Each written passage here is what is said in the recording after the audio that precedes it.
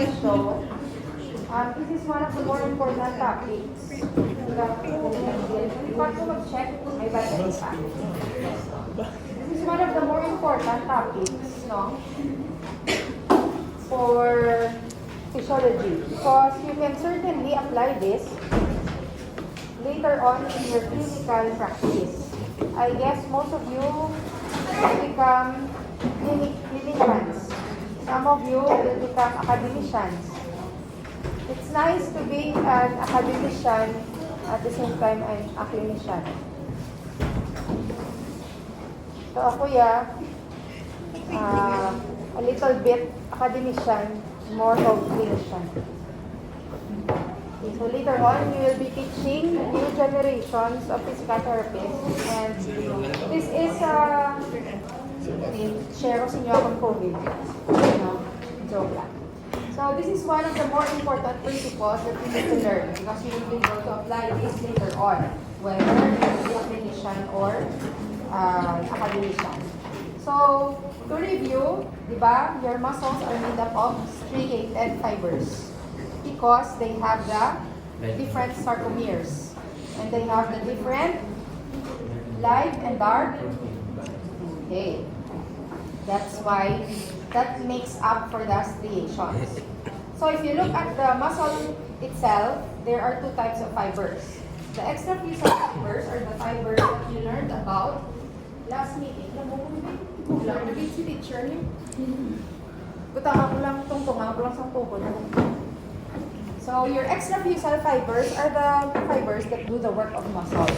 They are voluntary in nature, and inside them you have your intrafusal fibers or the muscle spindle.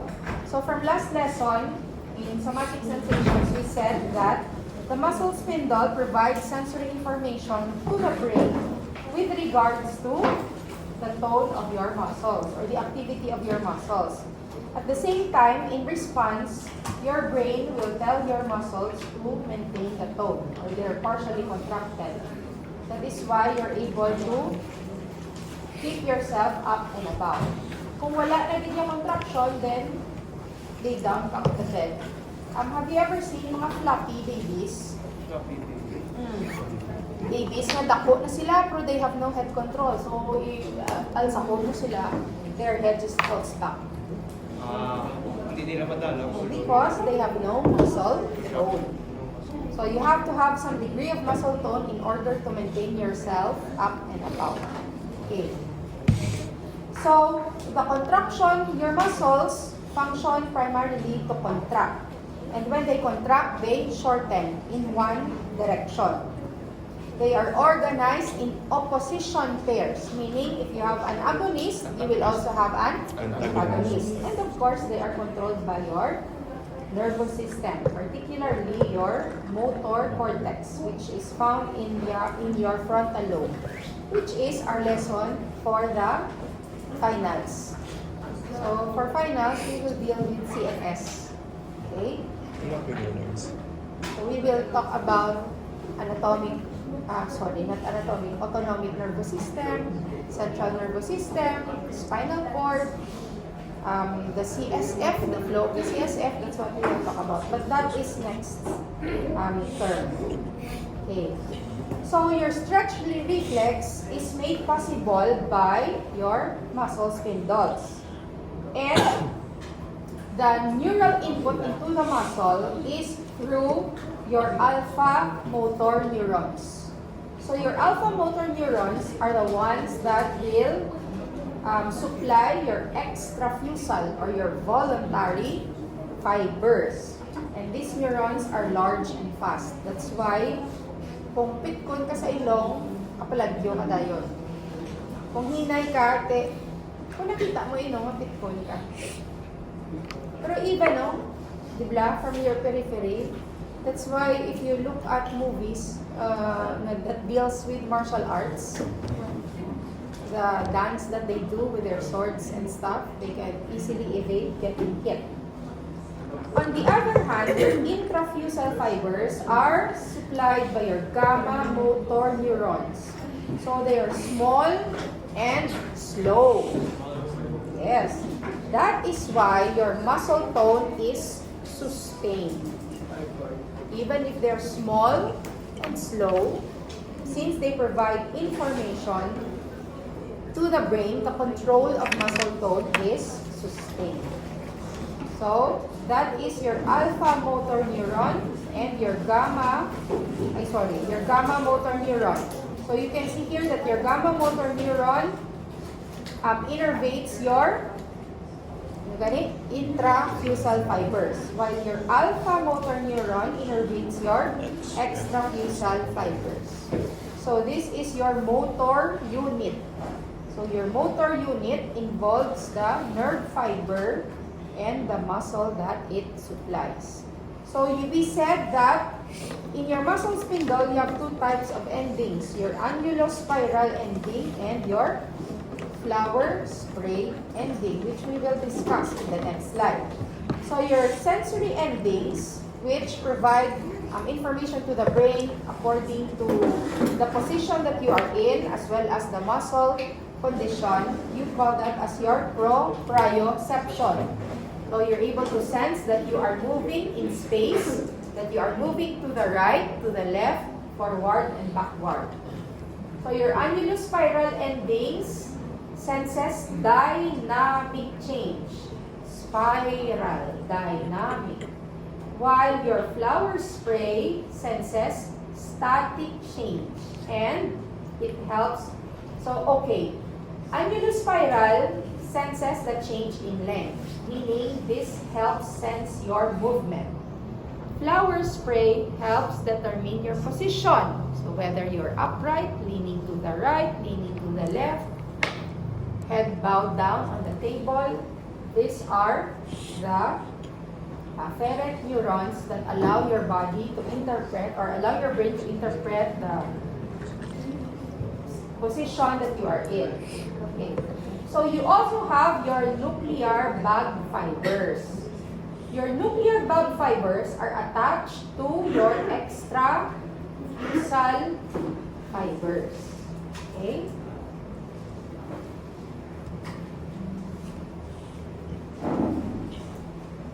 The same man siya sa annulospiral kag flower spray. It's just that the anatomy or the look of the fibers is a bag type. So, amo na nga gitawag siya nuclear bag. Okay. So, you also have your, nuclear chain naman. So, actually, if you look at this is your nuclear bag and this is your nuclear chain. Okay? Here, Nan. You have your nuclear bag. So these are just still parts of your muscle spindle. You have your nuclear bag. Your nuclear bag is attached to the end of the muscle fibers, while your nuclear chain is attached to the nuclear bag fibers. Okay?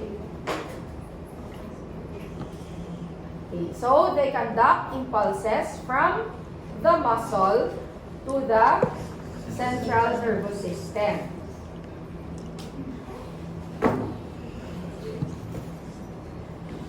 So your muscle spindles have primary endings and secondary endings. Your primary endings are your annulospiral. So these are just other names, of your muscle spindle.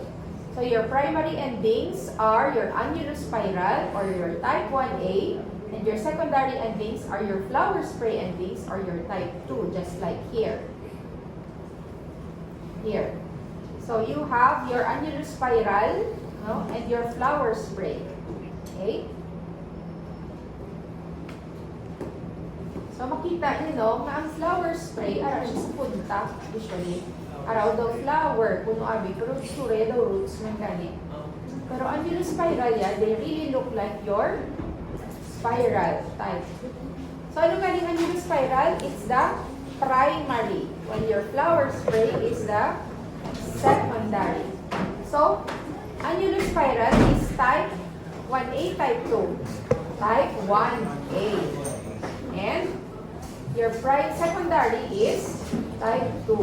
So, para hindi ka mo ma-confuse, primary, letter A, 1A.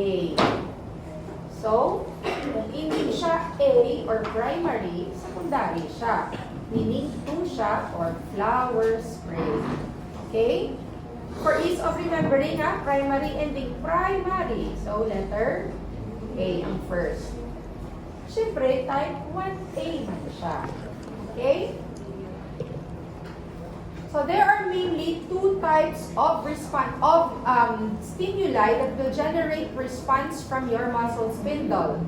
So you have your static response. So when your muscle is stretched, no, the response can either be static or dynamic. So kung static response gani, flower spray and spiral.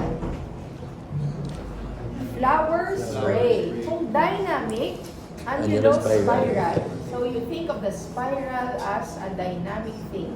It kind of moves. Okay? Next. So, your muscle spindle responses.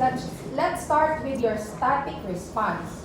So your static response results from slow stretching of the muscle. That's why you're able to provide sustained muscle tone. And your muscle spindle transmits these static responses for prolonged periods of time. So most of your postural muscles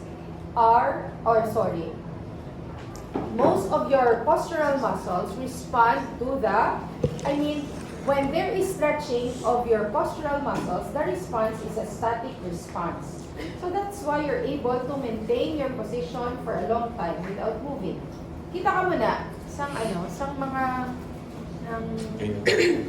nag-costume na daw they paint themselves like they're sculptures. Wala kagiyo. Sa SM, wala kagiyo, kaya gali ko tuod na tao. So, how are they able to do that? It's because your muscle spindle is able to provide your static response. Okay? So, sa statue dance, kung namin imog na static response, is 5 minutes kada nga maintain sa position, you can do that. Dynamic response naman niya occurs from fast stretch. So most of your reflexes to go away or to withdraw yourself from a harmful stimuli is because of the dynamic response. Okay? So remember, as soon as the movement ends, the dynamic response also ends. Okay? So it is proportional to the rate at which a muscle lengthens. So kung dasig mag-lengthen ng muscle mo, dasig mo siya mag-contract. So your dynamic response is also a fast type of response. So kung nasaot ka, sagad ka magsaot, you have very good dynamic response. So if you classify yourself, static, dynamic. Static, dynamic. Dynamic, sagad magsaot. So, kuya, static man ko. Okay. So, with regards to exercises, so ano na to, no? That is your muscles. Your muscles is governed by your muscle spindle. What prevents your muscle from breaking or from being split into 2? It's your Golgi tendon organ. Because that will prevent over-tension or overstretching of the muscle. So that is the difference between your muscle spindle and your Golgi tendon organ. Your muscle spindle is excitatory. Your Golgi tendon organ is inhibitory. Tingnan may mga cases kaya po, Doc, na ang muscle kakagising. Because you also have anatomic abnormalities or hormonal abnormalities. So, to start with, weak na gid ang architecture sa iya muscle fibers. For example, kung ikaw piniton ka maghakwat sa ginhakwat ni Hybelin Diaz, you might break your back or you might cause rupture of your biceps tendon. So usually, commonly, it is the short head of the biceps that gets easily ruptured. So that's why, ang ginamo mo na no? This is the short head of the biceps. Kung mabugto na siya, madula na lang nimo di nga ano. Some people know how to make it move. Do you know how to make it move? Di ba, Ivan? Kita ka na sa sine, no? Gaglagan-lagan. Ang iba, nag-speed limit yung fibers. Oh, so that is the dynamic response. Okay? Questions about the muscle spindle? So again, recap. Primary ending, annulospiral. Secondary ending, flower spray. Type 1A, annulospiral. Type 2, Flower spray. So there are two types of exercises, and this is the type of exercise that you will later on make your patient do depending on the patient's ability. So you have your isometric exercise, meaning you're able to generate tension, but the muscle length is constant. And when the muscle length is constant, that means that there is no movement. For example, Stretching. dalahon ko niyo. Wala movement, pero you can feel your muscles contracting. Like that. So that is isometric exercise. Or you can make your muscle contract without moving your joint. Diba? So that is isometric exercise. Dynamic exercise is involved in movement. So there is contraction, there is relaxation, and there is change in muscle length. So, with regards to time, there are several types of exercises. You have your anaerobic exercise. This is short duration. The intensity is greatest among all types of exercises. And your energy comes from your creatine phosphate and glycogen. So, these are short types of exercises like sprinting and weightlifting. For weightlifting, pila ka seconds, yan ka lang lang, i-hold mo na. 1, 2, 3 lang, no? Or 1 to 10? Depends. Depends. Depende sa exercise. When Heidelin Diaz became Olympic champion, how many seconds did she have to hold that weight? 5. 3 to 5. Wala. 3 to 5 seconds. Sige. So this involves your white muscle fibers. Because remember, your white muscle fibers are fast fibers. Fast twitch. Yes, fast twitch. Large in diameter, low in color because they are poor in myoglobin, low mitochondria but very high glycogen content because they're able to generate energy through glycolysis. That is why the glycogen content is very high.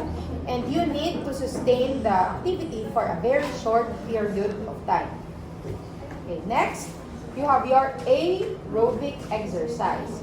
Your aerobic exercises are slow, prolonged exercises at lower intensity. And mainly, you use your fuels stored in your muscles, your fat, and your liver. And majority of that will be glucose at early stage and free fatty acids at later stage. That is why if you want to lose weight, you need to do aerobic exercises. Because this is the type of exercise that will utilize your fats. So, the muscles involved are red in color with very high myoglobin content, many good blood supply, very high numbers of mitochondria, low glycogen content because what they use for energy will be your fatty acids and your protein.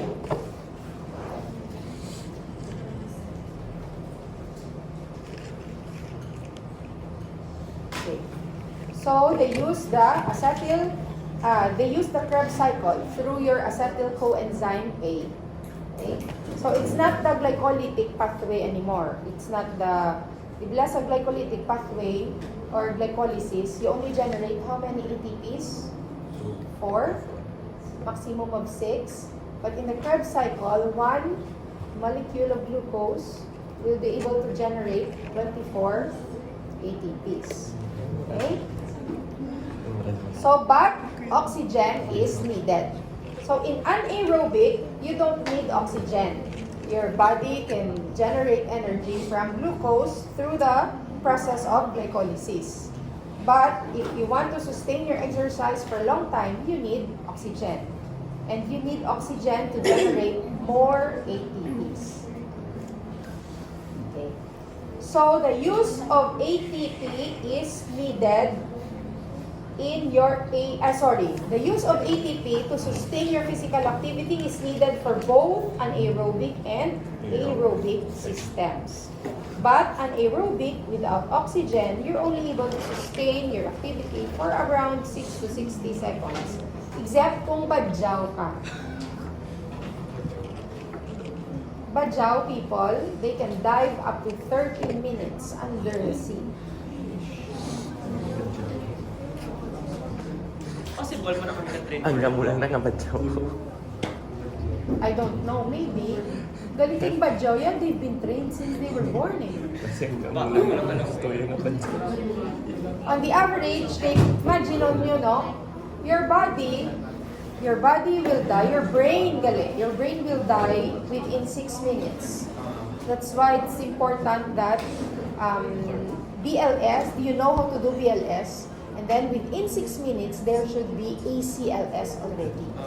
Because your brain can only survive for 6 minutes without oxygen. In 6 minutes, after 6 minutes, brain damage becomes permanent.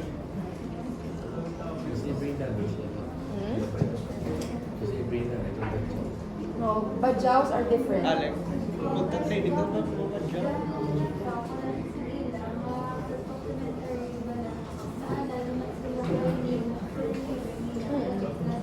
Yes.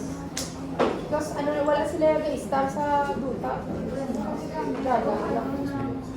Yes, wala. So they do deep sea diving even without those apparatus. For aerobic system, of course, you need oxygen. So your rate of energy expenditure is lower, but you're able to sustain the activity for a longer period of time. So that is why if you're a sprinter, you cannot win in a marathon. And a person who does marathon cannot win in a sprint because of that. So how do our muscles obtain energy? Through the generation of your ATP. So you have many processes in your body that generate ATP. Mainly your glycolysis, your Krebs cycle. So when your exercise intensity increases, your ATP production also increases. But ATP will be broken because you need your phosphate bonds to provide energy. So when your phosphate bonds is broken, you create ADP and phosphate. So, in order to sustain that, you need to increase your glycolytic processes and your oxidative phosphorylation processes. So, Krebs cycle is oxidative oxidative phosphorylation. Okay? So, for the first few seconds, your body will use your creatine phosphate and your stored ATP. And after that, your body will utilize glycolysis to generate new ATP. And after that, your aerobic processes, your Krebs cycle takes over. And when you have so much lactic acid produced, your body goes into fatigue and you stop. So in order to relieve yourself of the fatigue, your body needs to convert lactic acid back into pyruvic acid. And you need oxygen for that. So that is why... Ang pyruvic acid, di ba mo nang gasakit? No, it's the lactic acid. So, that is why when you have an intense activity and you're tired, you stop. And then your respiration increases. Because you need to convert your lactic acid back into pyruvic acid. So you lack oxygen. You have oxygen debt. Increase in lactic acid means that you have an oxygen debt. May utang ka sa lawas mo. Because if there is enough oxygen, there is continuous conversion of lactic acid into pyruvic acid. It takes seconds. Yes. So example, no? Example, pasakaon ta ka. Fast-paced style from ground floor all the way to 8th floor. Mga din kailan mo untad kasi maginhawaan ito before you can go on to 8th floor. Diretso. Yes, sir. Because you're young. Sa una, first 3 years of teaching ko, para kasi sa 8th floor. And I used to walk from ground to 8th floor. Bunguro, hindi ko na kaya. Elevator. Oh, I don't use elevators, babe. Okay, so, when you are tired, you stop. When your body is no longer able to convert lactic acid into pyruvic acid, you stop. So it is the level of lactic acid that will determine your ability to continue the activity. Okay? So these are the different sources of exercises. So later on, when you want to become sports therapist, this is very important because you will be part of your athlete's training. So you train your athlete, you train what muscles your athlete needs, white or red. Okay? So these are your sources of energy. You have your alactic anaerobic exercise, you have your lactic anaerobic source, and you have your aerobic source. So when you use ATP and creatine phosphate in short bursts of intense activities, you do not produce lactic acid. That's why you call it as your alactic anaerobic source. But you can only sustain this for a few seconds. Okay? So, explosive sports that needs to be done in 8 to 10 seconds, you can use your alactic anaerobic source. So remember, your ATP and your creatine phosphate are readily available sources of energy. So that's why you don't need time to generate them. So maximal effort of 3 seconds. The ATP stored in your muscle is already enough to sustain that activity. So that is why si Heidelin Diaz, pagkaamoy ito, wala mo siya nagkabuako, no? Smile na siya din. Okay. Si Usain Bolt, I think wala ni siya no, hindi ko siyang fastest. But before, he used to be the fastest. So, latawon mo no, 100 meters in only 9.58 seconds. Sino gani naka-break? Recently na-break na ning record niya eh. Hindi na ka mo aware? Wala siya Facebook? No? Na, oo. Basta wala na siya. So, for short, intense sports like gymnastics, 200 to 1,000 meter run, 100 to 300 meter swimming, you can use your lactic anaerobic source. So, the effort is less than 2 minutes and recovery time is 1 to 2 hours. That answers your question. So your lactate is now used by your muscles and you also use your gluconeogenesis from the liver. Okay? So si Carlos Yulo na diya. So that's why, so pagtapos ni Carlos Yulo, ano siya gapo-apo, no? Yes. Not so much. Isa nga maintain itong mga positions siya. Dynamic motion. So you will see, if you watch the Carlos Yulo, regimen or performance, you will see the static and dynamic responses is very good. Static response, pag land niya, is able to maintain the pose, no? Very nicely maintained. So you also have your fast exhaustive exercise. So you will have increase in hydrogen accumulation, decrease in pH, and this is because of the absence of oxygen. And your body produces so much lactic acid, and your body becomes acidic. So the body tries to compensate that by producing bicarbonate. But your sprinter can resynthesize ATP in less than 60 seconds. However, your lactic acid will accumulate already. And the accumulation of your lactic acid is the one that will determine the capability of the sprinter. When to start, when to stop. Okay, diba? It's like you give your all, no? In a sprint. From the start to finish, you give your all. So this, what do you call this? This diagram or this graph simply shows you that your VO2 max or your rate of work is directly proportional to your lactate production. So, as your VO2 max or your work increases, your lactic production, your lactic acid production also increases. And you can see here that the threshold is around 50. So at 50% of your VO2 max, meaning the effort that you exert during work, at 50, ang iyong lactic acid production is minimal. But beyond 50, the increase is directly proportional to your rate of work. So, kung grabe ang obra mo, grabe man ang iyong lactic acid production.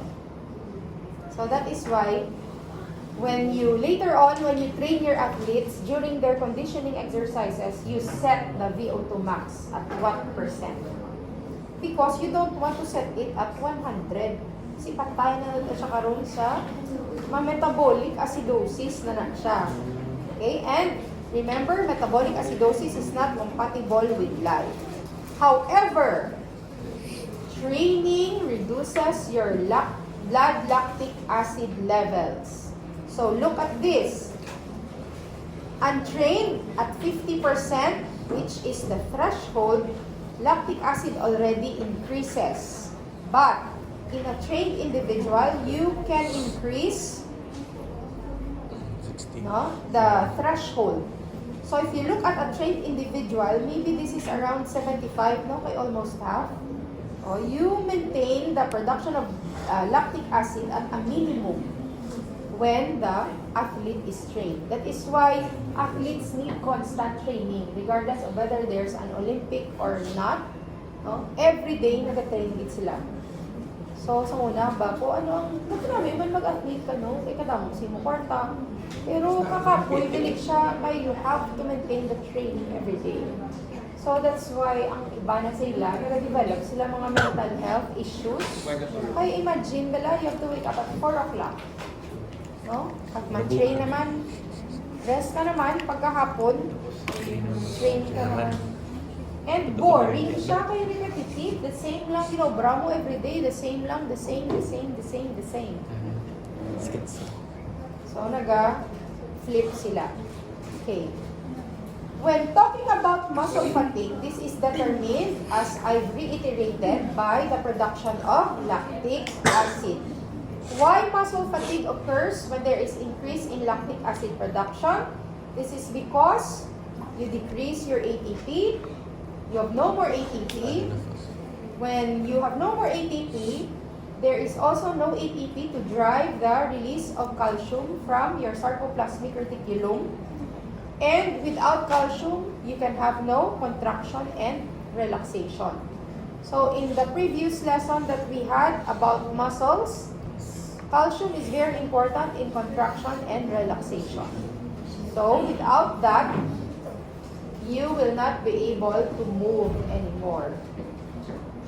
And another is, because of these ionic imbalances, your muscle becomes less responsive to motor neuron stimulation. For example, yung kapoy-kapoy, kagid lang ginagtukaw ka, pero hindi ka mabugtaw. Because your body nag-shut down na yung imo body. So that's what happens when you have fatigue. So during production of lactic acid, you decrease the rate of ATP hydrolysis, you decrease the efficiency of your glycolytic enzymes, you decrease calcium binding to troponin. That's why you're no longer able to have muscular contraction, and you decrease the interaction between actin and myosin because your calcium will not bind to troponin anymore. And when you rest, all that lactic acid is converted back into pyruvic acid or into glucose. And you're able to regenerate new energy. Thus, you're now ready for another activity. So muna kung magtulog ka, no? Your body is in a metabolic resting state.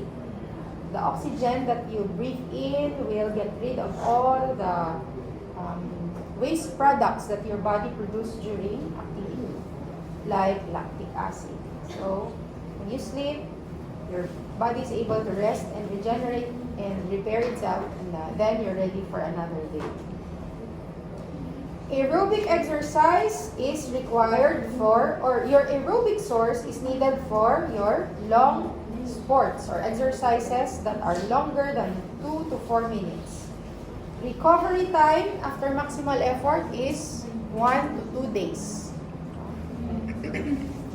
And the key to be able to sustain this is in increasing your fat mobilizing hormones. So remember, aerobic hindi masustain sa imo nga glucose alone. You need your fats to be able to sustain this activity. So if you want to lose weight, so sala na ang ginambal nila, no, sa Facebook, lose weight in just 7 minutes every day. Oh yeah.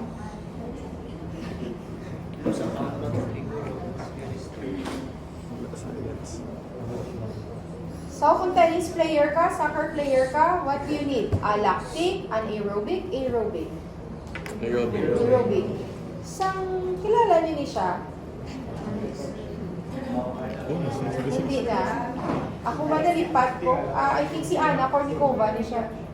So, siya gito din pinakagwapang tennis player sa and she's also good. Hindi ko rin siya kilala. Si Grab ko lang Ronaldinho. siya. Si? Ronaldinho. Oh, okay. So why is glucose so important in endurance exercise? Why do you think? Because that is the source of our ATP. Okay? So, if you want to use fat to lose weight, you have to maintain your VO2 max at 60%. Because it is at 60% of VO2 max that your free fatty acid is utilized by your muscles.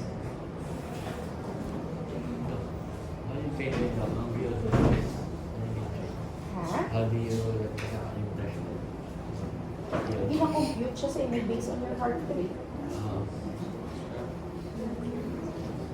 Ario, di ba? You have your smartwatches. If you have your smartwatch, there's na siya mag-determine sa imong VO2 max. There, VO2. So you do an activity for 10 minutes and it's going to determine how much VO2 max based on your oxygen level and the intensity of your activity. If you have a smartwatch, it will compute your VO2 max based on your heart rate and on your oxygen saturation. So, muna, we'll check your oxygen saturation. So, keep still, it will measure. So, if you want to determine your VO2 max, you look at you click the VO2 max, and you need to do an activity. So, I'm excellent, 41. Nagsaka pa na ako ginasagdanan sa Riverside. So, amo lang siya. 41, hindi pa siya makapaniwang sakon. Di ba? Your free fatty acids are utilized at 60% of your VO2 max. So, if your intense work is prolonged, eventually with training, your body is able to generate energy through glycogenolysis. Glycogenolysis means breakdown of glycogen. Lysis, breakdown. So, breakdown of glycogen to produce energy. Kung genesis mo yan, Yes. ano na? You generate glycogen from other sources. Okay? And glycolysis, no? However, when there is glycogen depletion, your exercise will end. So, that's called hitting the wall. Iskan man, lupas lang, hindi na sila kagiyo. Hindi sila ka-move forward. Because there is no more source of energy. Gatorade. So remember, your fat can only support 60% of your VO2 max. So when exhaustion hits you, that means that there is no longer, all your stores of energy have already been utilized. So you end your energy, you end your activity when you lack oxygen or you have depleted your energy resources. Pero Doc, it's like may daw kung may Gatorade, like after the it's extend training.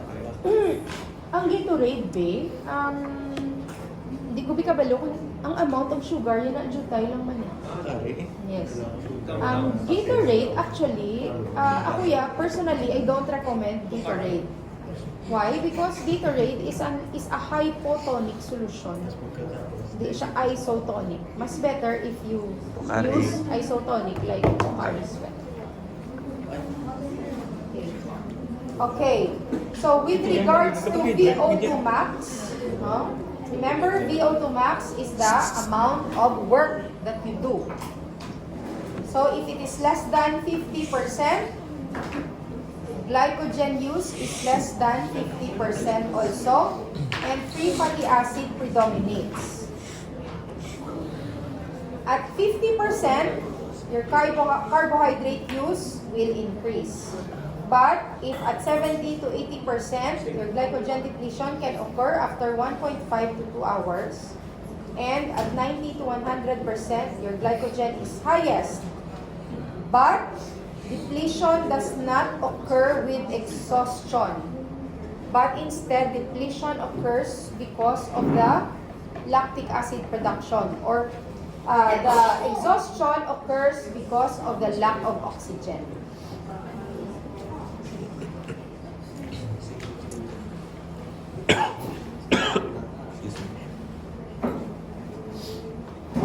Questions? Tuloy lang ito. Doon ka conflicting. May nakita. Okay. So remember when fat, hindi ka ka-sustain more than 60% na VO2 max. So, kung gusto mo nga ang imo nga work is more than 50%, dapat may carbohydrate source kagid. Carbo loading. Yes. Okay? So, mula no nga mga athletes, they do carbo loading. Tuwa ka balls nga pasta sila. Tuod. Disadvantage. Ang iban. Pansit canton, yung pandesal. Ano? Sang intramurals nyo, anong inyong carbo source? Rice. Rice. Isa ka kaldero. Tugay na, hindi ka nagla subong kakaon 20.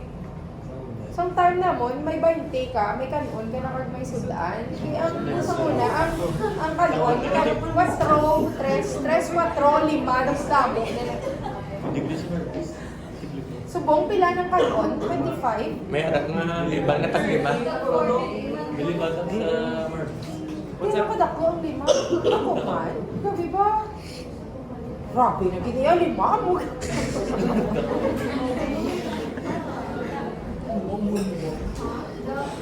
Yes.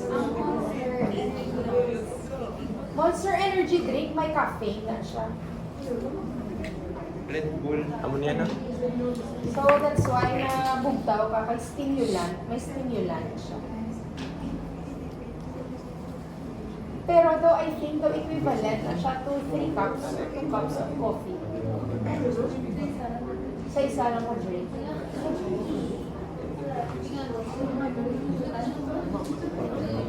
Na, namian ka mo, mga energy drinks. Nag-inom sa Red Bull. Mat na sila ginakanda. Okay, stimulants sila. Steam ito. It's like drinking 2 cups of coffee all at one time. Yeah. All energy drinks, ang active ingredient sa energy drinks is caffeine. Look at it. Mga more than 40 grams of caffeine. Sino na may internet? Tawan ka lang. Wala ko dala kasi 36 milligrams. See? 36 milligrams. Leto abi 1 cup of coffee, pila ka caffeine. Caffeine content in 1 cup of coffee. Robusta Arabica. Arabica. Mix. Wala na di agad tubo sa aton ang Arabica, so dapat Robusta. support local. Robusta lang kita. 40, 1 cup. At least now dutay-dutay siya. Pero mas mahal siya. Ilan pa rin ang kape? Ever when you are trained, your VO2 max increases.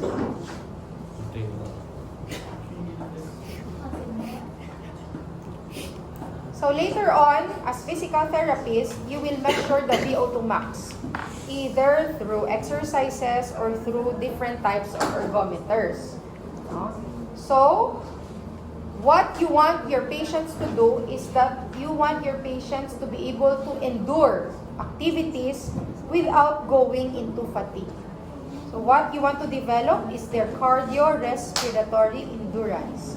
So later on, you will have patients who have limitations or limited capacity to utilize oxygen, like patients who have COVID and they have lung fibrosis, no?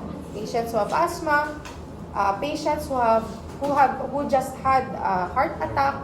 So if you will specialize into cardiorespiratory rehab, these are the patients that you will need.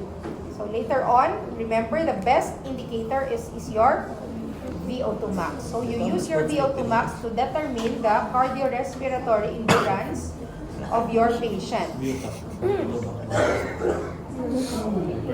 So you have different methods for determining your VO2 max. No? Before, may treadmill ka, may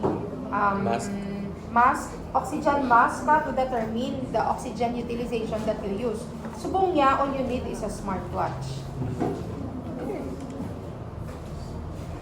So, okay. What are the different responses? Ano oras? Lapit na lang. What are the different responses that your body does when you do exercise?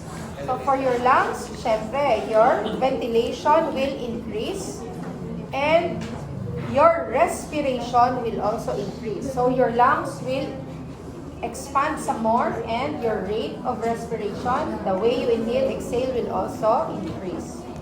And when your lactate threshold and workload, when the workload is too much, such that your respiratory rate becomes too rapid, then you reach your ventilatory rate point. Okay?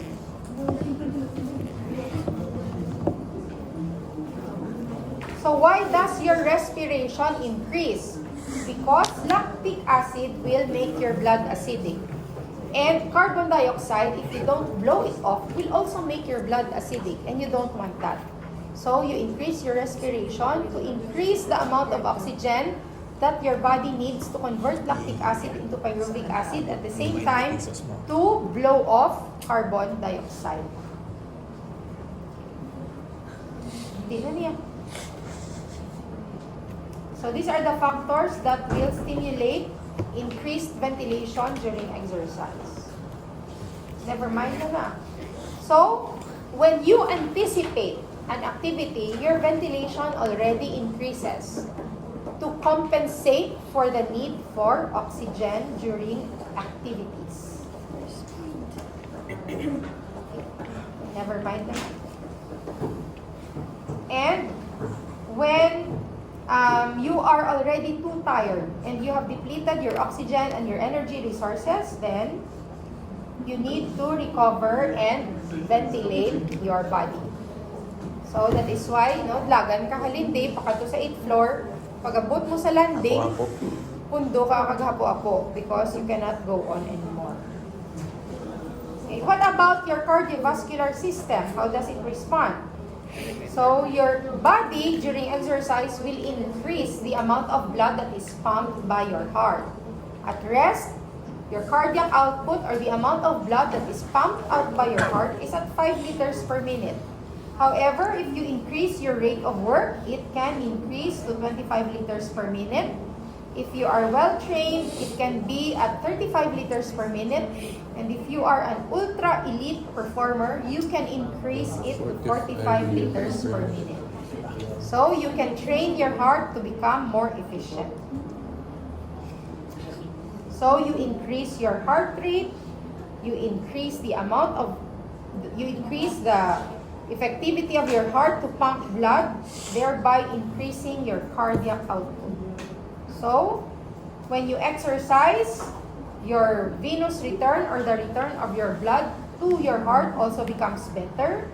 When it is increased, your stroke volume increases and your cardiac output increases. And you have good blood supply all around your body, especially your muscles that need to sustain the activity. So remember, your cardiac output will increase either by increasing your stroke volume or your heart rate.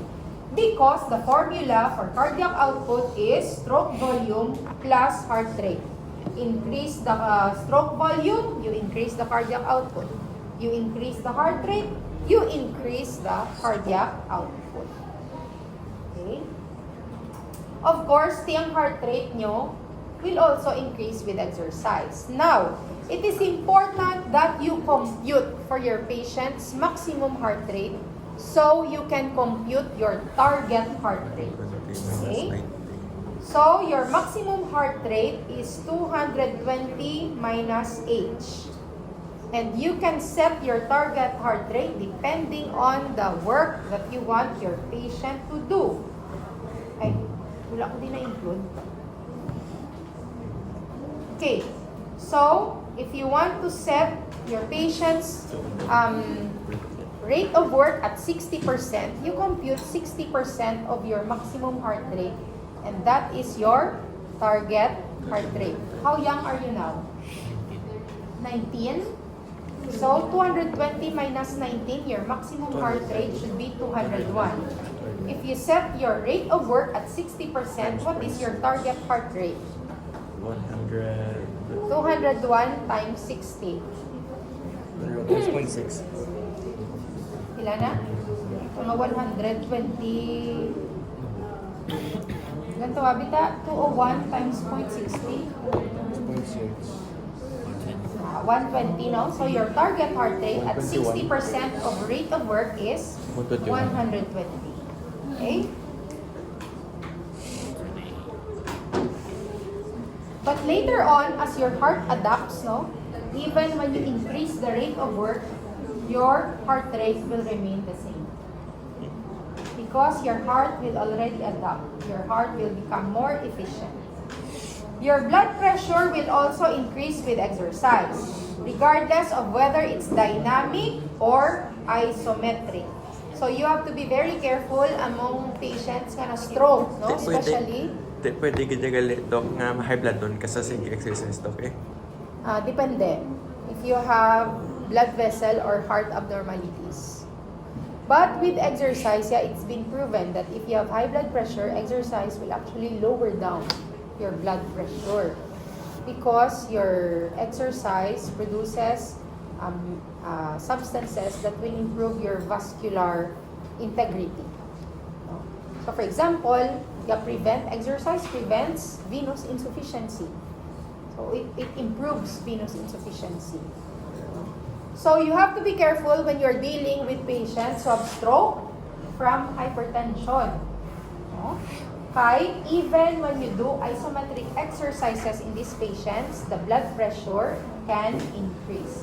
So always take the blood pressure before the exercise. Make sure that the blood pressure is within normal limits. And then, in between, you also take the blood pressure. Let's say 5 to 15 minutes after the beginning of the exercise. So, you take it every 15 minutes until at the end of the exercise, you also take the blood pressure. And make sure that when your patient goes out of the clinic, the blood pressure is already normal. So, once the patient sets foot outside the clinic and something happens to him, you will not be held liable because you documented that the blood pressure is normal before the patient went out. And always tell your patient, your blood pressure is this. If the blood pressure is high, you let the patient rest. Take the blood pressure after 5 to 10 minutes. If the blood pressure remains high, let the patient rest. Take it again. If it's consistently high, then you refer the patient to the nearest health facility or to his doctor.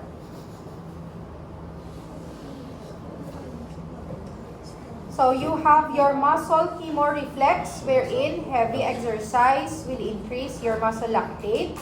It will increase sympathetic, It will increase your sympathetic stimulation or sympathetic response.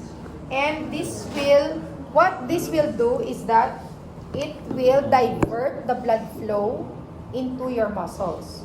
So there will be vasoconstriction on the visceral organs like your stomach, your kidneys, and there will be vasodilation in the working skeletal muscles so that these muscles will be provided with the oxygen and energy that they need. So that is why it is discouraged that right after eating, you do your exercise. Or else, wala na to dugo sa imo intestines, maimpatso ka, hindi na ma-digest ma yung imo food. Because your muscles or your blood has been diverted to the working muscles. That is just what the muscle chemoreflex means. So, remember, even with isometric exercise, your heart rate can increase and your blood pressure, both the systolic and diastolic pressure, can increase. Amo lang ni siyang buti sa lingon. Pero medyo damo-damo daging butang ko, pero both ya lang na silingon, amo lang gid na. Okay, so you have to be careful of that, especially when you're dealing with patients who have abnormal heart and abnormal blood pressure. Okay, heart dimensions. When your patient is untrained, your ventricular walls, eventually, from an untrained individual to a trained individual, your heart adapts to the training. So initially, if you have a normal ventricular chamber, your ventricular chamber will become bigger to be able to generate an increase in cardiac output. And your muscles can also become thicker. Pero hindi man dinami, no? Kaya usually, may ara na, wala nga nag-sudden cardiac death among athletes. Kaya ang ilang ng ventricular walls become too thick, no? Nga hindi na makarelax mayo. Kaya your heart also needs to be relaxed so that blood can flow around the heart. Diba? You have your coronary vessels that supply the heart. If your heart do not fully relax, blood cannot flow to these coronary vessels. And sometimes, if there is too much hypertrophy of your heart muscles cannot fully relax. And blood flow to the heart itself is compromised. So what are the chronic effects of dynamic exercise? So again, lower BP and heart rate. Delay in lactate production because of increased muscle oxidative capacity, which is good. That is why when you exercise constantly, dugay ka man makapoy. So, during exercise, there is redistribution of blood flow. And the blood flow is diverted to the working muscle. So, kung lang tawon mo, 22 or 2.2 liters per minute. Sa iba niya, tag 300 ml na lang, 250 ml, 750 ml to the brain per minute. But most will go to the muscles when you do your exercise. Okay? You also increase your coronary blood flow during exercise. What about your muscles? So, your muscles will become more fatigue resistant. And they will have the increased capacity to use your free fatty acids. That's why if you exercise constantly, you do not become fat because you utilize your fat. So, moderate exercise, increase your capacity to utilize and produce energy. You increase your rate of oxygen consumption. You have better endurance, and you decrease your lactic acid. High intensity, no change in oxidative capacity. That is why it is better to exercise moderately because you have better benefits with moderately intense exercise. Hormonal response to exercises, so you increase your norepinephrine, your glucagon, your cortisol, and your growth hormone. Growth hormone increases only when your exercise is 30 minutes or more. That is why when you exercise longer, your body's ability to repair itself becomes better because it is the growth hormone that is needed to stimulate tissue repair. And if you do not want to become fat, growth hormone production increases at 30 minutes or more, and it enhances fat use. So if you want to lose weight, you really have to exercise at least 30 minutes every day. Okay?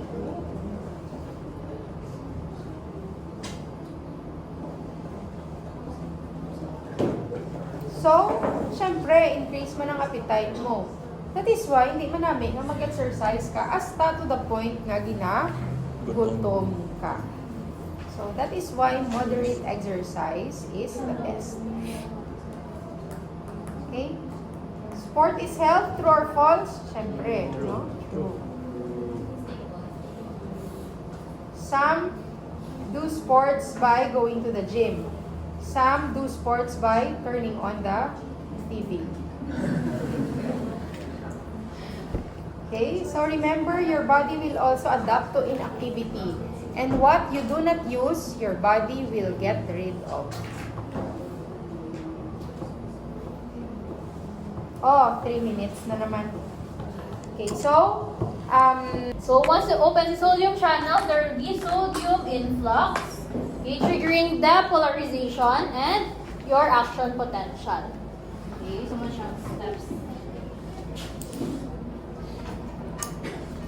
Okay, so to summarize, tatagin pang hambal. Okay, odorant plus receptor protein. This will activate your G protein. Okay, and this will activate an enzyme. Okay, to convert your ATP to this one. Okay, your CAMP. Okay, then your CAMP will open your sodium channels to trigger depolarization and action potential. Okay, so far, to follow lang. Okay, next let's move on to the anatomy. Itulong gamay ng anatomy of your olfactory receptors. Okay? So here, ang tanan na diri pala na itabo. Okay? Ang tanan ang olfactory transduction, or diri lang siya natabo, between your odorants and this one. Okay? This is called your olfactory cilia. Okay? If you ask sa exam or sa quiz, diin ga-occur ang olfactory transduction. Okay? Anong answer? Olfactory cilia. Olfactory cilia. Okay? So, i-note nyo lang, tanan nga may mga buhok-buhok. Okay, cilia, microvilli, hairs, diyan nagkakatabo ang transduction. Okay, transduction or action potential is synonymous. Okay? So, here, once mag-bind si odorant, okay, sa kay olfactory cilia, amunig tanan gakatabo. Okay? So, if after this, mayroon ka na action potential, since sensory siya, mag-go siya sa brain nyo. Okay? So, from your olfactory cilia, okay, makadto siya kay olfactory receptor cell. Okay? Diri na di siya ma-detect ang scent. Okay? So what you are smelling, may ara ka, gina-smell. Okay? But wala pa nag-interpret kung ano ni mo gina-smell pa. Okay? Then after that, your olfactory receptor cells, okay? So i-gather na sa tanan, okay? And ma-synapse to this one, to another neuron. Okay? So a group of axons gani, okay? It is now called your olfactory nerve. Okay, so far, gets lang. Bali, once ka na mag-bind ang odorant sa hair, okay, makado sa cell, okay, then may mga neurons that will pick up that signal impulses. Once mag-group na sila together, it is now called your olfactory nerve na. Okay? So, ma-pick up yung tani signal, mag-group sila, it is now called your olfactory nerve. Okay, once it will exit to a opening called your cribriform plate. Okay, cribriform, ano tan handouts first. Okay, cribriform plate, it will now be called your olfactory tract. Okay, bali, pag exit niya sa kay cribriform plate, para ka na mismo sa brain. Okay, para ka sa brain, specifically sa olfactory bulb. Okay, sige lang, medyo lang terms. Okay, then after that, okay, ang structure na tawag na within the bulbs, it is now called your olfactory tract. Okay, until malabot niya si brain. Okay? So again, cilia ang hair. Okay, this is the site of olfactory transduction. Okay, mabind with your odorants. Okay, pick up ang scent. Okay, ang stimulus. Ipakadto sa kay receptor cell. Then, si receptor cell, gambal siya nga, okay, nerve, olfactory nerve pa, may signal na ko di. Okay? Ihatag na sa brain. Okay? So, mag-group sila together. Okay? It is now called your olfactory nerve. Okay? Once your olfactory nerve will exit this one, ang tawag sa exit? Ano nga sa exit sa olfactory nerve? Start with C. Cribriform plate. It's your cribriform plate. Cribriform plate. Okay, go. Tongue twister. Okay? Once ma-exit yan si olfactory nerve, okay, ma-exit siya sa kay cribriform plate. Okay? Once makadto siya kay brain, it is called your olfactory tract na. Okay? Again, if siya sa brain, it will now be called your olfactory tract. Okay? Then the destination. Sa kay brain, specifically sa primary olfactory area, which lobes ang brain nyo? Temporal. Temporal lobe. Okay? Meaning, if may go si temporal lobe, okay, actually, temporal and frontal lobe, okay, hindi ka nakasmell, okay, or bulayan ka mag-distinguish sang smells na. Okay, pasing hamot, feeling mo baho, okay, or ang baho, feeling mo hamot simo. Okay, possible na. Okay, then from the brain, again, makadto siya kay primary olfactory area, okay, temporal lobe nyo. Okay, other axons will also go to your limbic and your hypothalamus. Okay, so no nga makadulida siya. Here, experience ka mo nga, may masimutan na ka mo, may gaka-trigger nga memory. Yara? Yes. Okay, memory or emotional mga responses linked din siya sa inyong senses or mga sense of smell nyo. Okay, let's say, may smutan gabi nga. Ilimnon. Ilimnon, let's say, maka-trigger. Okay, the gag reflex. Okay, so pwede na siya. Okay? And also, another area is your frontal lobe or your orbitofrontal area. This is where there is odor, identification, and discrimination.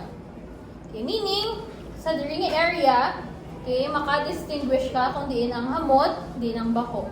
Okay, or din mas namian mo nga sense. Okay? So if guba ni si frontal lobe mo, possible, hindi ka identify sa odor. Dangerous na hindi. Hindi nga dangerous. Mga toxic substances, poisonous substances, hindi ma-detect. Okay?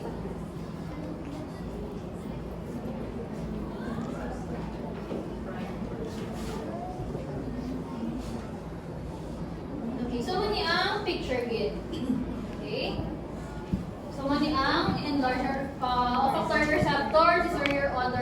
Okay, pakadto na siya sa brain nyo.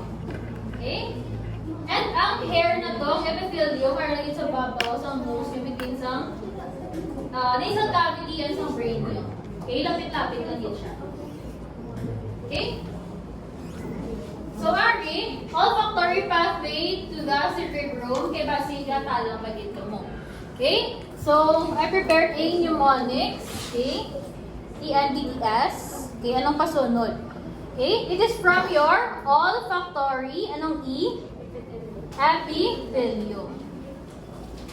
Okay? Ano ni siyang, ang olfactory epithelium? Tanan eh. Olfactory epithelium na. Okay? Next, anong N? Olfactory nerve. How about B? Olfactory bulb. Okay? Bali, ang pag-exit sa nerve nyo, di ba? I-R siya sa brain mismo, specifically sa dream area, olfactory bulb. Okay? Dahil mo makita si tract nyo. Next, ang T? Olfactory tract. How about ang S? Ano nga system? Okay, central nervous system. Okay. So, masking ari lang madumduman nyo, kabalo na kamo sang flow kit. Okay? So, meaning, olfactory epithelium, tanan ninyo katabo ni for binding of your odorants. Okay? Pakadto sa pag-open sa sodium channels. Okay, pakadto sa receptor cells. Next, nerve. Okay, olfactory nerve, olfactory bulb, tract, then pakadto na sa brain. Okay? So sa brain, di siya makadto gani. Where is the primary Temporal lobe. olfactory area? Temporal lobe. Temporal lobe. In a lobe in which can help siya distinguish some different scents or odors. Frontal lobe. Frontal. Okay?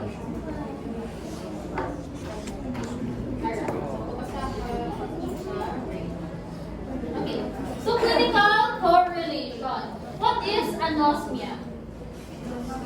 Loss of sense of smell. Aming absence, isang sense of smell. How about hyposmia? A reduced ability, isang olfaction. Okay? So, alam mo kay Andrea Brillantes. Okay? Diagnose siya with your anosmia. Okay? Hindi siya smell. Hyposmia, reduced ability na. Again, where is the site of olfactory transduction? Olfactory. Ano din? Olfactory cilia. Okay, saan niyo po? Okay, olfactory cilia, site of olfactory transduction. Okay, so may na-miss out today. This one. Okay, what do you call this structure? This is called your Bowman's or olfactory gland. Okay, so anong pulos? Anong function ni Bowman's gland? Okay. On. Very good. Okay, it produces your mucus. Anong mucus? Okay? Okay. Sige. What cell, okay, detects ang mga odor, detects stimuli? It is your Receptor olfactory cell. receptor cells. What do you call the chemical that is related to the sense of smell? It's your odorants. Okay, what do you call the structure that produces mucus? Bowman's or olfactory gland.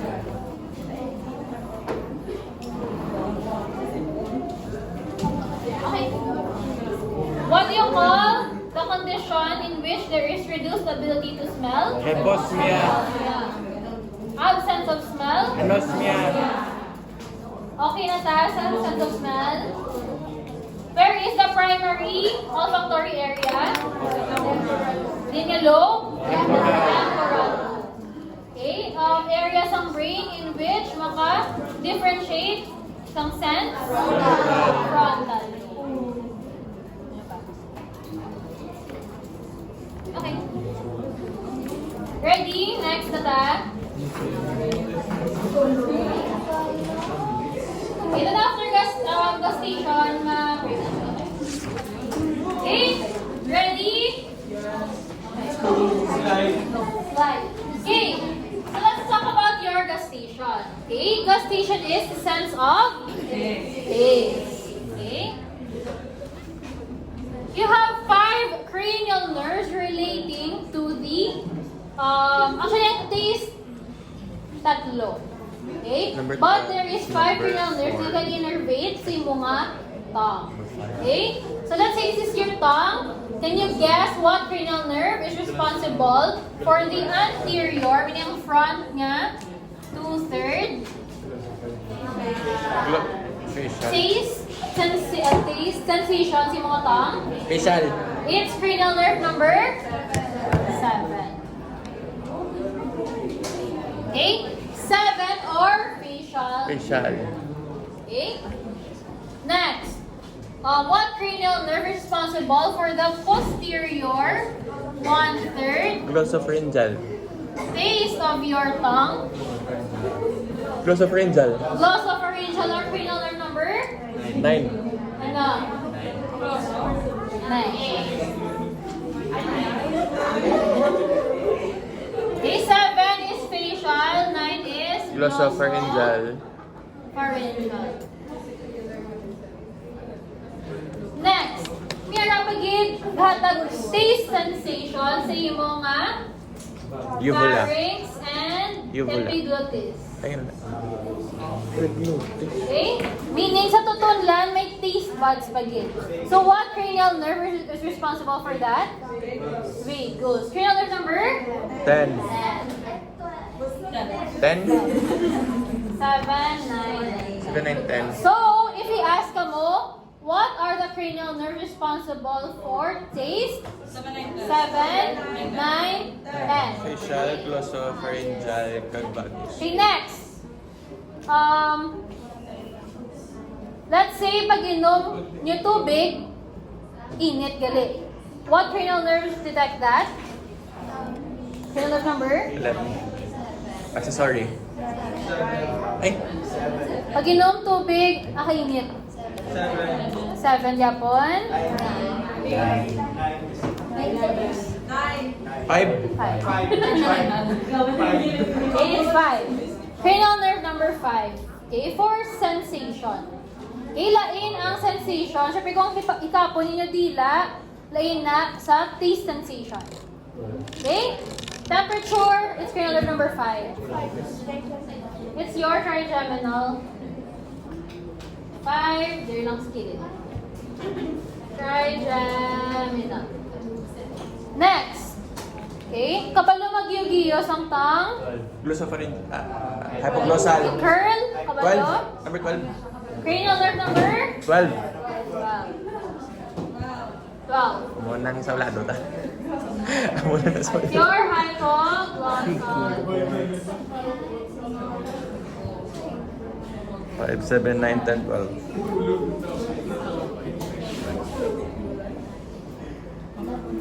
Okay, so give me your 5 primary taste.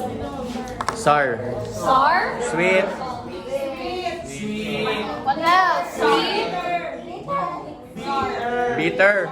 Umami. Sour. Bitter. Salty. Savory or Umami. 1.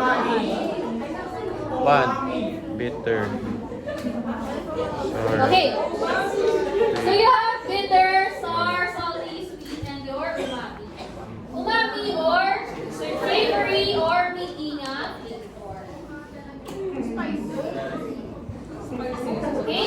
So meron ako na certain food in which if intake mo na combination siya kuno sa 5 nga taste. Okay, example na ang chocolate, pepper, coffee. Okay? So, taste Okay. sa kanan niya. Taste ka lang.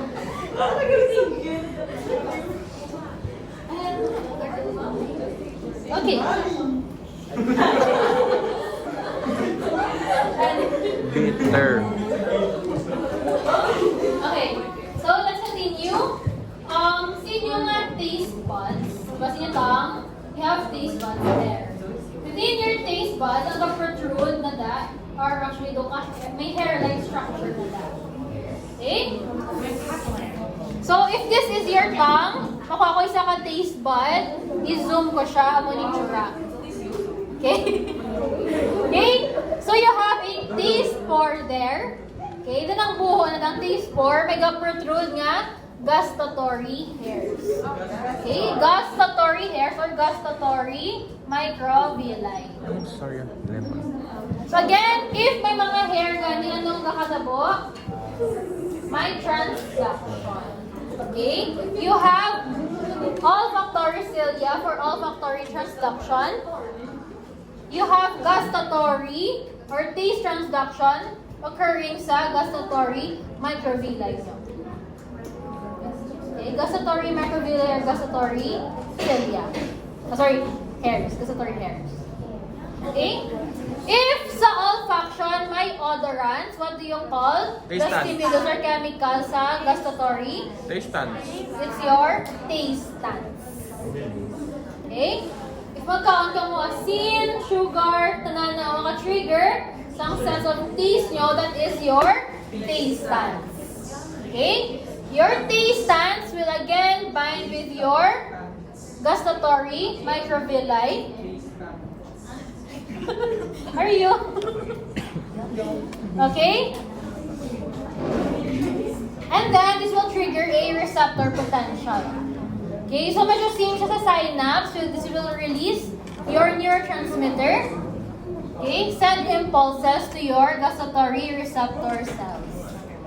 Okay, then from your cells, i-pick up na siya sa sensory nerve nyo or sa inyong cranial nerves. Okay? Gets lang. Okay, again. Sa inyong taste buds, okay, you have a taste pore there. Okay? Within that pore, may protrude nga hairs. Okay? Ang hair na is called your gustatory hairs or gustatory microvilli. It is where the ang action potential or ang transduction. Okay? Taste transduction. Okay? First, mabind si taste stance. Okay? With your gustatory hairs or microvilli. Okay, then after that, this will trigger a receptor potential. Okay, those same siya sa synapse, i-release niya mga neurotransmitters, ang anti-neurotransmitters. Okay, will trigger nerve impulses towards the receptor cells niyo. Okay, then mga base receptor cells, okay, may na ko di information, i-pick up na cranial nerves. Okay, so i-pick up na ni cranial nerve, 7, 9, and 10. Okay, so far gets lang. Okay?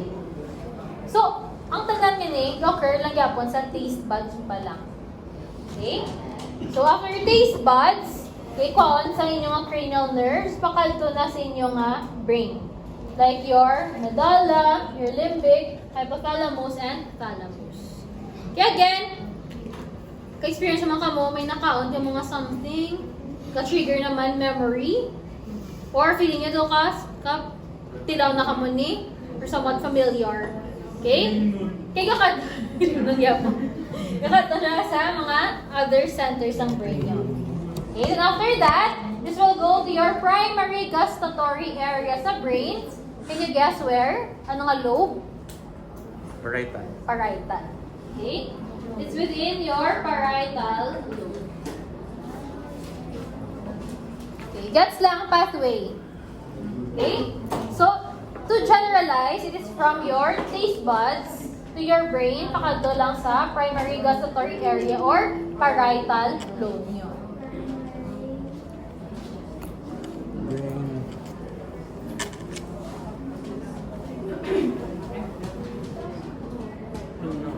touchpad din yun. Okay, gets lang.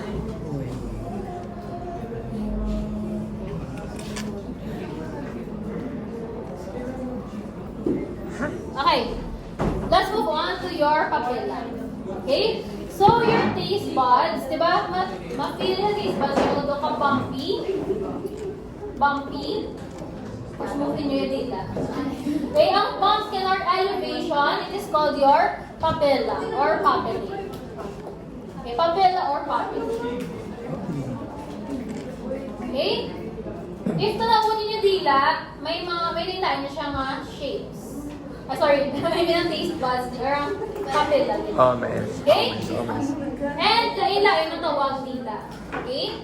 So this is called your first at the back of your tongue, inverted V shape. It is called your circumvallate papilla.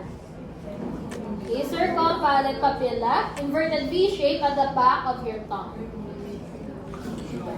Okay, next, si fungiform papilla.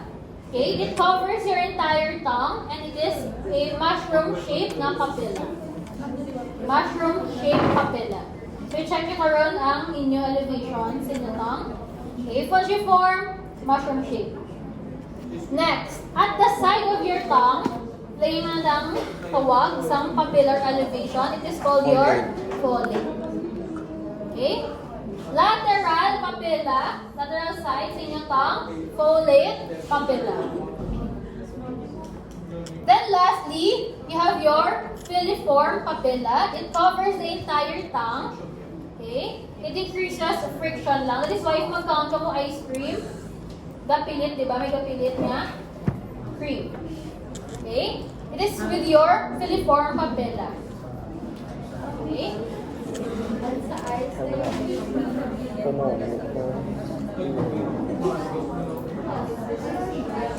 ang ice cream yan.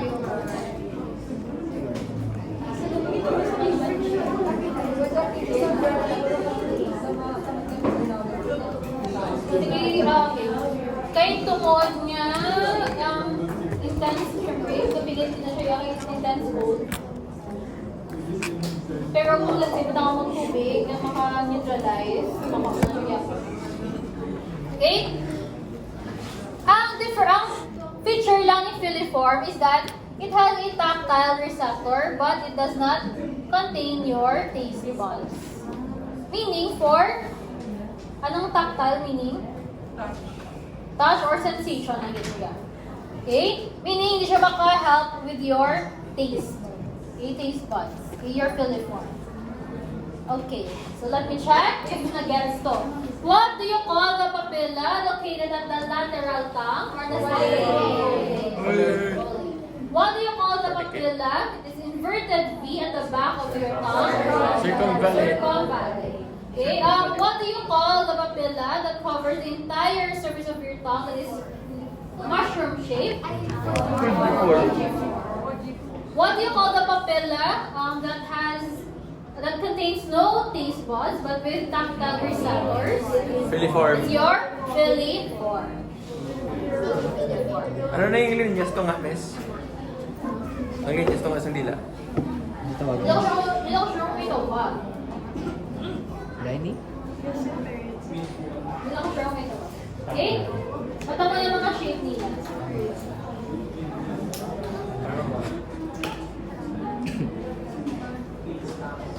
Okay. So again, na-discuss na naman niya siya. Okay?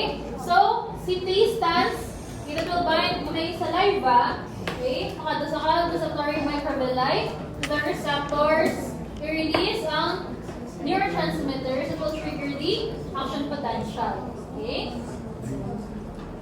So, ano na yung mga neurotransmitters? Okay? So, may mga, corresponding.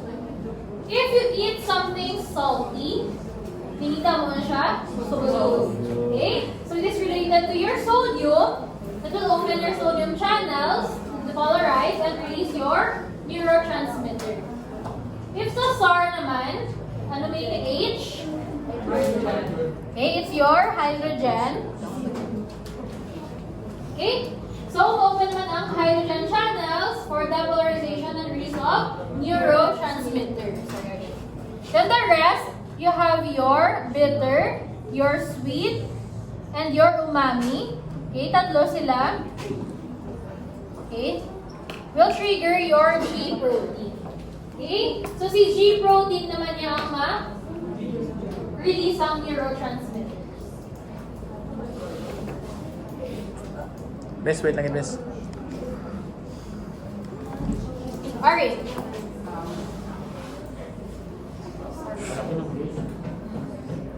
So, salty, meaning kung tamo ka, salty na food, is usually related with your sodium. Ang sour, let's say lemon, hydrogen, and the rest, your umami, your sweet, your bitter. Si G protein niya ang maka-release ang neurotransmitters. Okay, so these are the substances, okay, that can release the neurotransmitters. Bitter.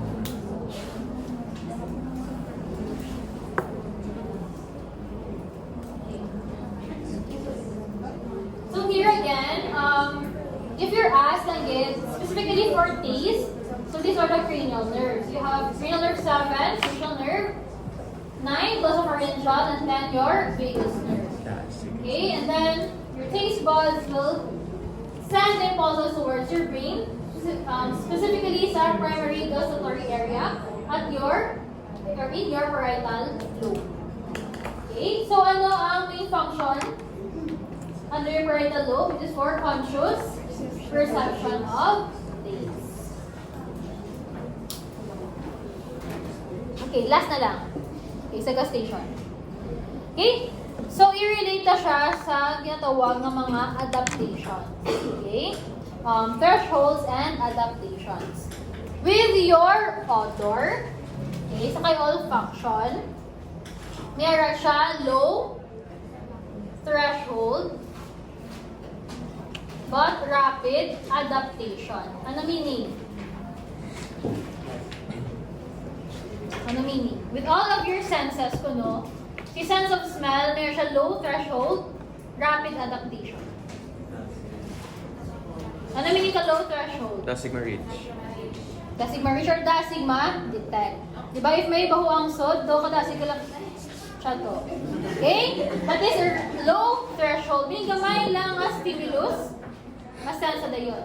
Next, rapid adaptation. Ano meaning?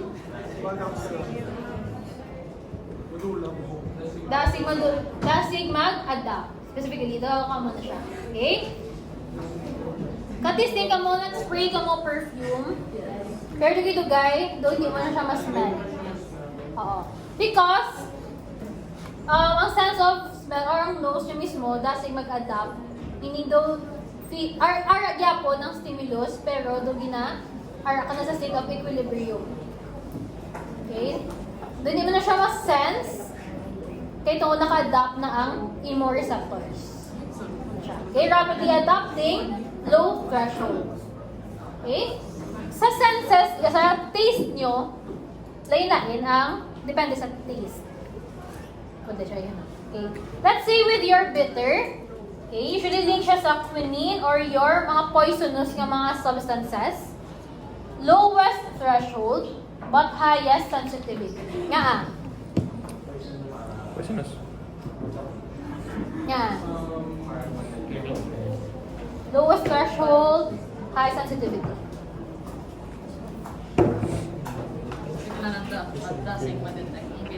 Okay, dasig ma-detect ang bitter. Let's say, spoiled nga milk. Diba? Pag taste pa lang, or pa lang sa tips ang dila nyo, dupla yun na yun. Okay? Kaya again, poisonous or dangerous sa body. Medyo bitter na siya. Okay? That is why lowest threshold, highest sensitivity si bitter. Si sour naman, let's say mag-intake a lemon, okay? Usually measured by hydrochloric acid, it is somewhat higher, iyan naman niya threshold. In comparison sa kay salty and sa kay sweet. Okay? They have the highest threshold. Ano meaning? Hinay ma-detect. Hinay mag-detect or dugay mag-adapt. That is why, if magkaon ka chips, duga sige-sige ka pa, at least mo Slow ma-feel na adaptation. duka, salty na. Same man with your something sweet. Diba damo-damo ka pa may makaon, at least mo hambal nga kasumod na. Okay, so they have the highest threshold. Okay, your salty and your sweet. Okay, so again, your bitter usually associated with poisonous substances. Sour, like lemon, measured by hydrochloric acid. Salty, by again, sodium chloride. Sweet, like your sucrose. And your mami, imo nga MSG. Familiar ang MSG? Same. Mono, sodium, glutamate. Okay? So, ang MSGs are your flavor enhancers that is related to your umami. So, hindi ko sure kung may news nga unhealthy si MSG. Okay? Okay, usually kahatag na siya sa flavor enhancer. Okay, basi kitungod nga, kapadamo kakahon. Okay? Complete adaptation occurs 1 to 5 minutes. Okay, complete adaptation occurs 1 to 5 minutes.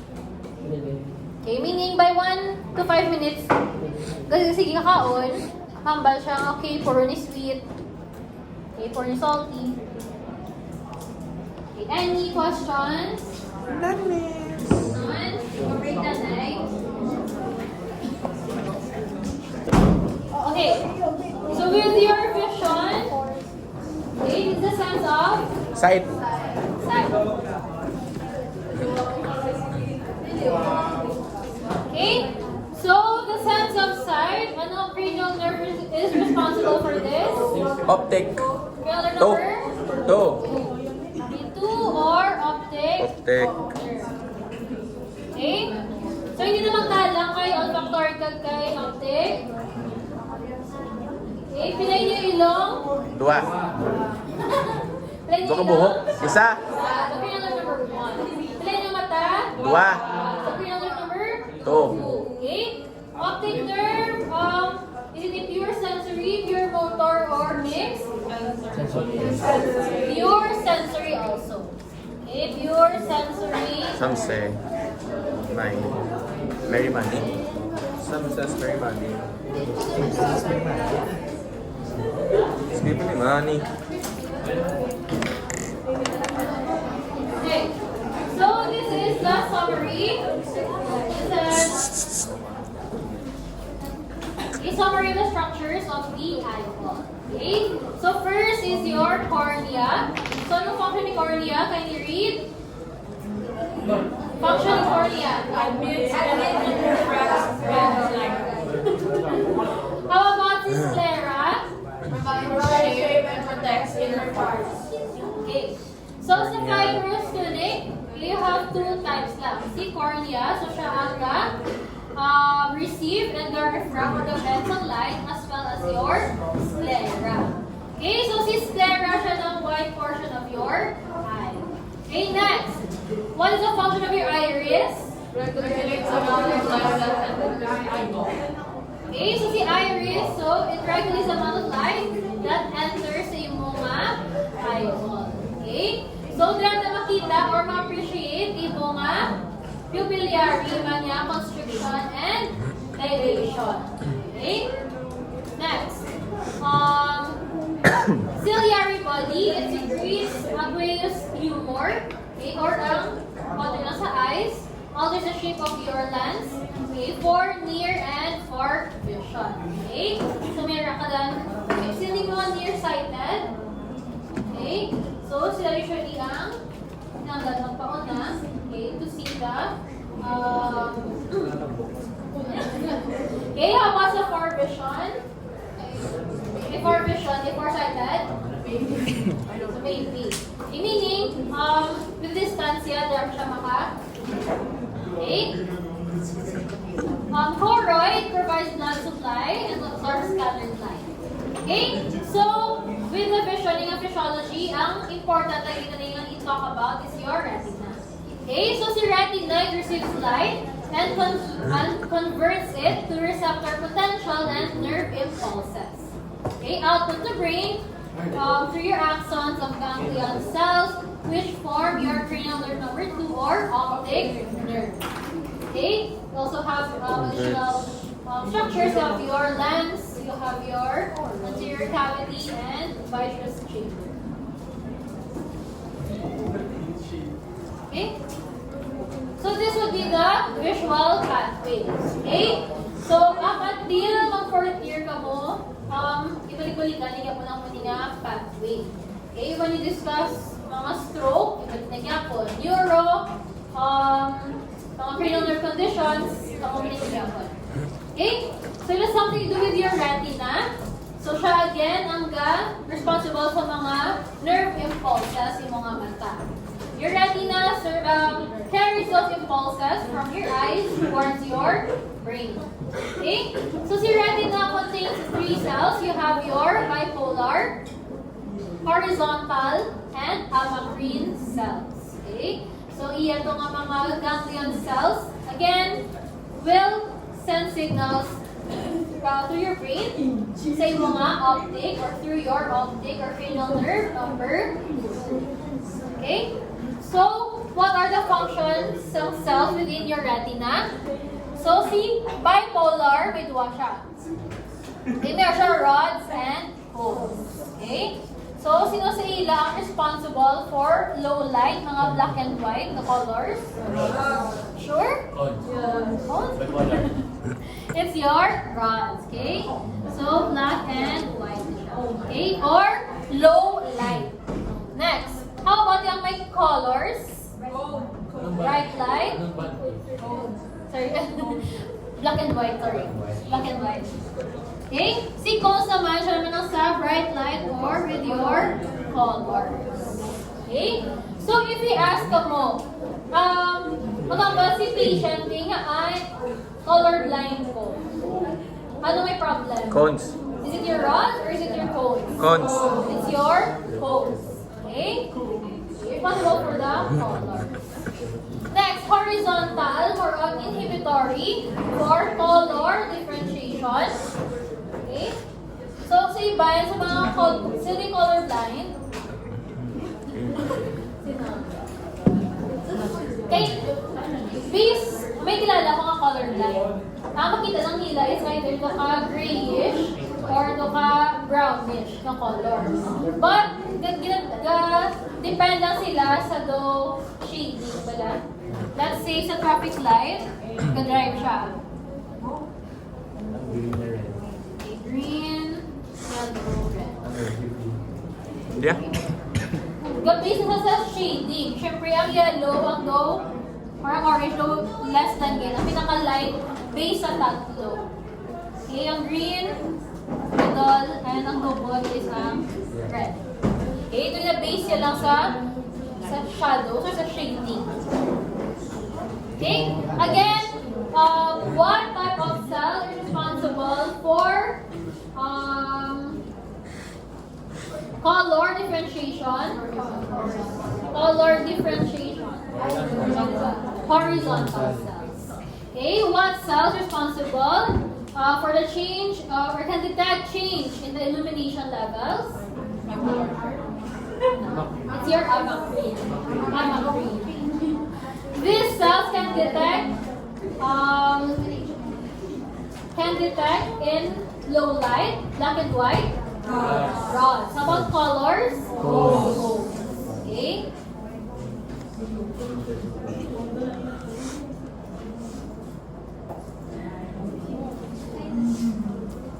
Okay, so muna siya iyang pathway. Okay, receptor potentials from your rods and cones. Okay, ihatag lang pa kadto sa imong cells. Okay, towards your, this level, retinal level. Okay, then ihatag niyang signal kay optic nerve, optic chiasm, optic tract, and towards your brain. So, muna yung visual pathway. Okay, to summarize it. So, retina. Within your retina, you have these 3 cells. Okay, bipolar with your rods and cones, horizontal, and amacrine. Okay, as you can see, depende sa type of color, maka-differentiate, and illumination or ang light levels. Okay, tanante retina na. After that, ihatag ng signal kay optic nerve, optic chiasm, Okay, if near na sa brain, di ba tawag na siya tract. Optic tract and towards your central nervous system. Okay?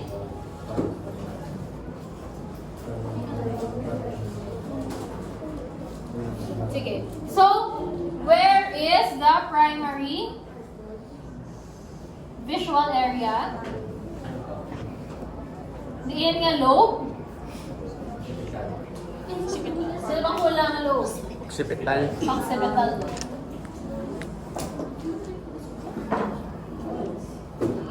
So, if si patient na stroke kani dire sa occipital lobe, ano matabo? Loss of sight. Okay? Blindness. Okay? So, visual area, primary visual area, occipital lobe, or your area 17. Okay. So, ready? Or tas sa medyo technical ng part na. Okay? Ang first thing is circle, these are your visual field. Okay? Visual field nyo.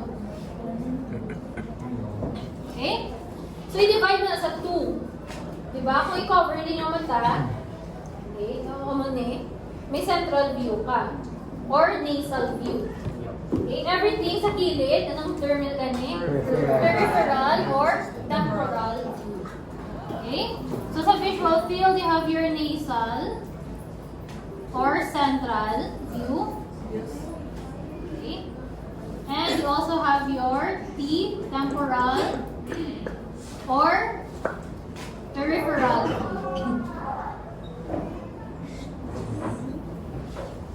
So far, na-follow lang. Okay? Again, visual field pa lang ta. Wala nakalabot sa mata. Okay? Here, second level, these are your eyes na. Okay, let's say this is your left eye and this is your right eye. Okay? Isa na yung mata. Let's concentrate sa right nga eye. Okay? So, si right nga eye, i-divide naman into 2. Okay? Ang diri nga side sa middle, again, nasal side or nasal retina. Yak nga side, that is called your temporal retina. Okay, gets lang so far? Okay. Ang nasal view nyo, nasal visual field, matupa sa piyak nyo nga mata. Piyak na view sa mata. Piyak na half sa mata. Okay? Meaning, nasal visual field, it will fall on to your temporal retina. Ma-cross siya. Nasal visual field, ma-fall on sa temporal retina. Okay? Your peripheral field, visual field, or temporal visual field will fall on to the opposite, to your nasal retina. That is why may nakita ka mo nga kung sa retina gusto ang image. Cross. Okay? Pero man cross na siya, was maglabot sa brain nyo. Okay? So far, gets lang. Okay? Nasal field, in matupa. Temporal retina. Okay? Temporal field, in matupa. Nasal retina. Okay? So, first cross na siya. Once kani mag-exit na sa eyes, okay? Ang fiber sa nasal ni, okay, mag-cross. Okay, tanan nga nasal fiber, mag-cross to the other side, to your other brain. Okay, mag-cross din siya to the other brain. Okay, again, ang nasal lang nga nasal. So, I can say nga, nasal, temporal na mga, nasal, retinal, okay, fiber ang cross. Okay, nasal, cross. So, sino ang uncrossed? Temporal. Okay, sino yung ang diretso? It's your temporal. Okay, T, temporal, diretso sa kay T, thalamus. Okay, sino ang cross again? See? Sino ka cross? Nasal. Sino ang wala ka cross? Temporal. Sa temporal ka diretso sa thalamus. Okay? So what do you call, okay, the Junction. junction, okay, between sang duwa ka nasal fibers? It's your optic kayasa. Or siya. Optic. Optic ano? Kayasam. Optic kayasa.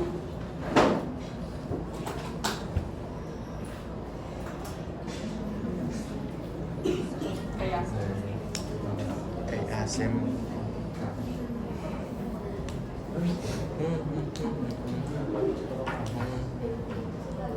So far gets lang.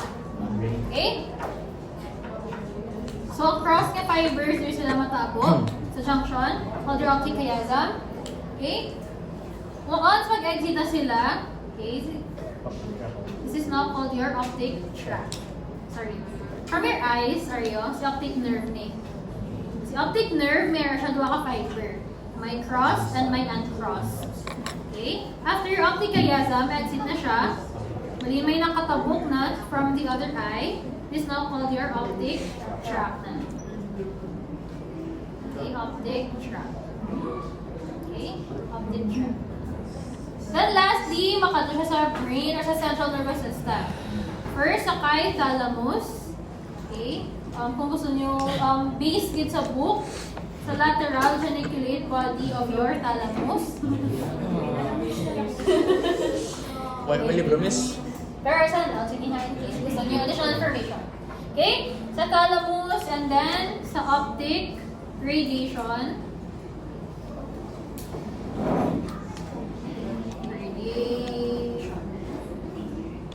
Okay, napakadto sa primary visual area.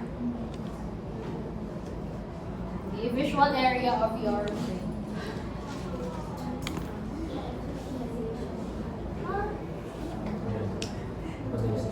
Gets lang? Okay. So, try mo siya i-relate sa mga conditions yun. Okay, let's say this is your eye.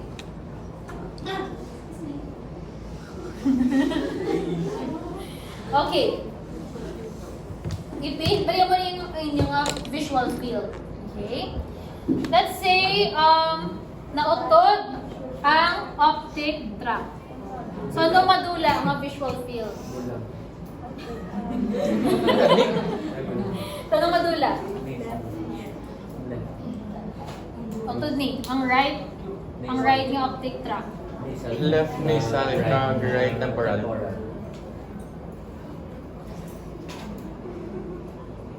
Partial blindness. Left So, sighted. meaning, ang mula yung makita. Okay? Left sighted. Ang mula yung makita ni patient. Okay? Next. Kag vice versa. Let's say, right na tagapon, right optic nerve.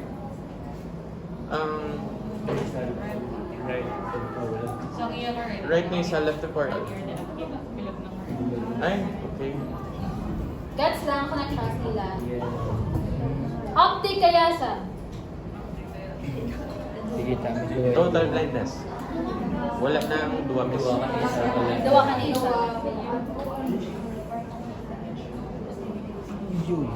Ah? Ang peripherals lang yung kitan. Peripheral lang. So if kabalo ka mo sa visual pathway nga ni, kabalo ka mo kung ano ang blindness ni patient. Okay, may mga term yun ni siya, pero hindi ka ako mag-ipa-overwhelm. Para nasbasdan nyo. Blindness. Okay na namin sa Bubulagan. Talang. bulag kung nasa presa. Ha? Bulag ka na kita raw. Bulag ba si Sakay?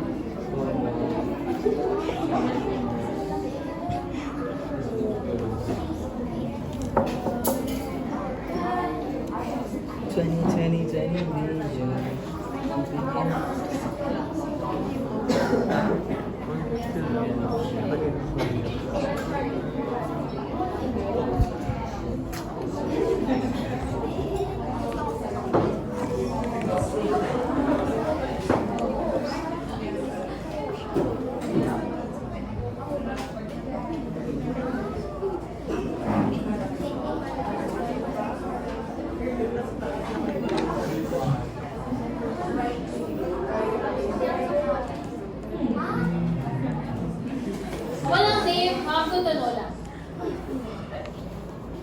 Kamo naman yun ni Monica, Hatman po.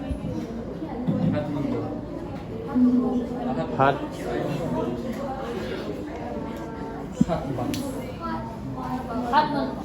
Okay, if mautot si optic tract, it's your homonymous heavy ano siya. If mautot si optic nerve, monocular blindness. If maguba si optic kayasam, you have your bitemporal headache. Good to know lang, Masiyo. Any questions? Or isa pa? Visual pathway. Random. Okay. So if this is your, you have two visual field. You have your central or nasal, or your temporal and your Peripheral. Okay? Visual field na siya. Okay? So, depende kung di siya matupa nga side sa retina nyo. Okay? So, let's say, sakay left, namabudang na ko laterality ha. Left temporal field, di siya ma-fall. Right. Sa left nasal retina. Okay? How about sakay left nasal visual field? Left temporal retina. Okay? Then, once gani from your eyes, okay, di ba, mahatag siya, tapos siya tag-signal or impulses. Exit na siya sa eyes through your optic nerve or cranial nerve number 2, which is a pure sensory nerve. Okay? So, si optic nerve nga ni may duwa magid ka fiber. You have crossed and uncrossed. What do you call the crossed nga fibers? Nasal. Okay? So, what do you call the junction between the crossed nga fibers? Optic kayasam. What fiber ang uncrossed? Temporal. Di siya makadto? May thalamus. Okay? Specifically kay lateral geniculate of your thalamus.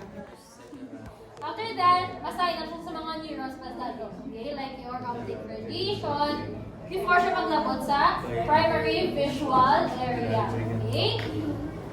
Tingin nga lobe? Occipital. Area? Likod. 17. Area 17 of your brain. 51 akas. 51. Okay, ready? Ox lang. Quiz. 5 minutes na, miss. 5 minutes.